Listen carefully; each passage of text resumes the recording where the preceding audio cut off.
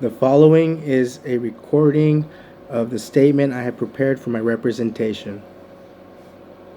My name is Alejandro Ochoa Villa Jr. I am also known as Alex Villa by most. This document I am producing to show the correlation between the struggle I have been subject to and the discrimination, retaliation, and abuse I received, including neglect causing the violation of my human rights as well as civil rights. Both Rex Perry Jr. and Christy E. Perry tormented myself frequently through various methods of abuse. I was abused as well as neglected continuously. Over the duration of 15 years, I was subjected to Rex and Christy Perry's verbal as well as physical abuse. I will do my best to include all details as I don't recall everything. Immediately due to my disability and my lack of concentration, I tend to recall something and run off on a tangent, forgetting what I was originally discussing. I am beginning with I believe to be the most immediate threat to myself and my family's well-being. Christy Perry has threatened myself, Alejandro Ochoa Villa Jr., as well as a friend of which I wish to keep anonymous to protect their safety. Christy threatened that if I spoke up for what Rex Perry Jr. did to me, or if I didn't fix the gate, in which he pummeled through at the address of 13,662 Milton Avenue, Westminster, CA, USA, that we'd suffer some sort of consequence or punishment. Her words were, and I quote, "Alex, you don't want to show up at court, you know who Rex is, and what he'll do." This was in reference to her husband Rex Perry Jr. I then asked her who is he, and what is that supposed to mean. She would not answer the question. She then told me that the gate would be fixed, but only by me. When I asked how it was going to be fixed, when I confronted her about the expense of the repair, she set her own price. She refused to pay to have a welder come to the residence where the gate was vandalized to do the repair work. She refused to pay cash for the repair. She gave 3.5 grams of marijuana to pay for the sum of the repairs. However, marijuana was not acceptable by the welder in covering the expenses of the welds. The 3.5 grams in weight of marijuana were not enough, as I was forced to pay the cost of fuel for my vehicle as well as the cost of the welds that were necessary in repairing the gate using this, as it was the only acceptable currency. I was forced to remove the part which needed to be repaired, and then reinstall it after it was repaired, and I got it back to the property. This was necessary since it was a storage yard, and there was many tenants' personal property that would be unsecured. So, with Christy not willing to cover the repairs needed, I had no other option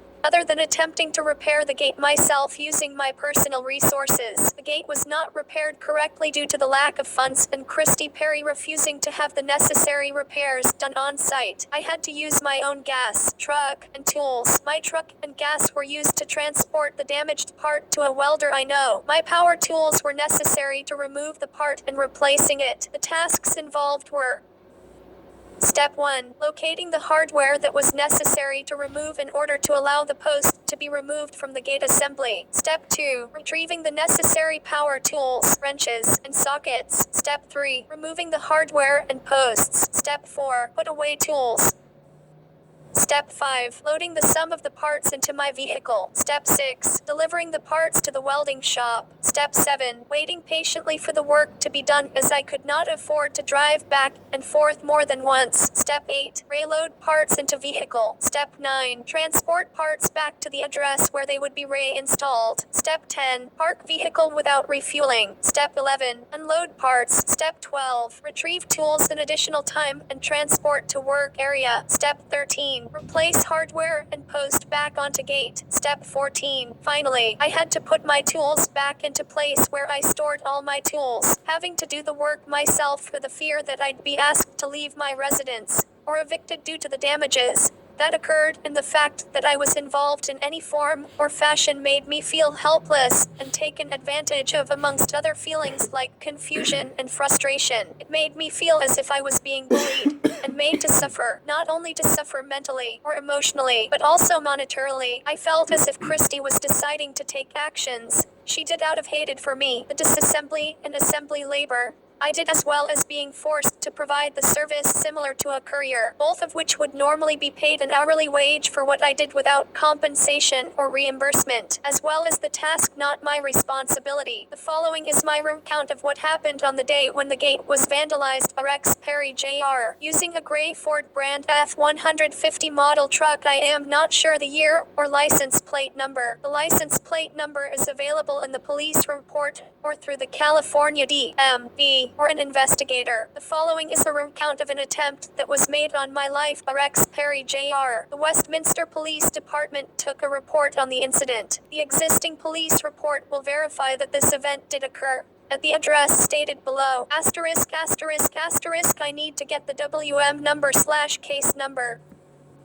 Upon Rex Perry's arrival at the address of 13,662 Milton Avenue, Westminster, CA, 92,683, he approached the gate, driving his personal vehicle, which is a gray Ford F-150. He pulled into the driveway as I was in my yard with my dogs. I saw his truck enter the driveway, so I began to walk towards the gate to inquire as to why he had come. He exited the vehicle and began making threats, such as "I'm going to fuck you up," and "I'm going to beat your ass, motherfucker," and asking me to open the gate in an aggressive manner. When he said this to me, it seemed like a command to open the gate more than the statement sounded like a question. He said, "Come on, motherfucker, open the gate, please." Due to aggression and his demeanor, I would not open the gate. He then said, "I'll catch you slippin' later," as he was entering back into his truck, speaking, and I'm not sure whether or not he said anything else at that point, because I then called out to him as he put the car into gear and began backing out of the driveway, asking him, "What does that mean? What are you going to do to me? I'm here right now." I then attempted to open the lock on the gate. At this point, his front 2 tires were still on the pavement of the driveway, and the rear wheels were on the black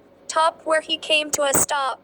When he heard me ask him what that was supposed to mean, he then put his truck into drive, and the wheels screeched, and the rear wheels came back up and over the curb and onto the driveway, at which point he continued accelerating and approached the gate with no sign of slowing or stopping. I saw this and I began to run as I was in fear for my life. Then I heard his truck strike the closed gate and force it open. I then dodged to the right side as I was running eastbound in the driveway. At this point, I turned south to run towards the wall. I ran towards the wall with the intention to hop over it to avoid being smashed by Rex Perry Jr.'s vehicle. However, when I approached the wall, and finally when I got to it, I realized that I may not be able to get over it in time due to the fact that it is an 8-foot block wall. My next instinct was to turn and face the oncoming truck. The gate was between Rex Perry's vehicle and myself, and as he approached, the distance between the gate and myself became less and less, closing in until finally his truck came to a halt. I believe it was due to the pitch to the concrete driveway just inside the gate. The gate has 2 sections with the direction of the closed gates running north and south. The gates open both inward and outward. They are an equivalent length at half the distance of the gate. Rex was driving eastbound into the yard and then pulled southbound toward myself and the block wall. This left me with my back touching the block wall behind me, and the gate was touching my stomach. I was extremely frightened by this fact, and the fact that his truck was touching the gate. He then jumped out of the truck and came along the driver's side towards the front of the vehicle. I thought I saw something within the clutch of his hand. Since I was not sure, I ran to get away. This is since he keeps an automatic switchblade in his driver's side map pocket. Although I am not certain I saw the knife in his hand, I was in fear for my life at this point, and did what I could to avoid further attempts on my life. I ran around him, and he grabbed a shovel that was in the yard and threw it in the back of his truck as I stayed back, avoiding him and the weapon he now had in his hands. He got back into the truck and back out of the yard and into the driveway, and started to turn as he continued backing onto Milton with his truck, facing southbound, which is the only means, or leaving the address to get back out of the residential area. He then sped away southbound down the residential street of Milton Avenue. I could hear his truck's motor as he drove away quickly. I then went to attempt to close and lock the gate. When I went to close the gate in fear that he would come back, I then noticed his license plate had been ripped off the front bumper and was mangled up on the ground. I then retrieved the license plate and decided to call the police. I was in fear for my life, so I thought this the best option, as it seemed It was my only option. The police took a report, along with the license plate that had been left mangled on the ground just outside the fence line. This is not the first occurrence where Rex and Christy Perry have abused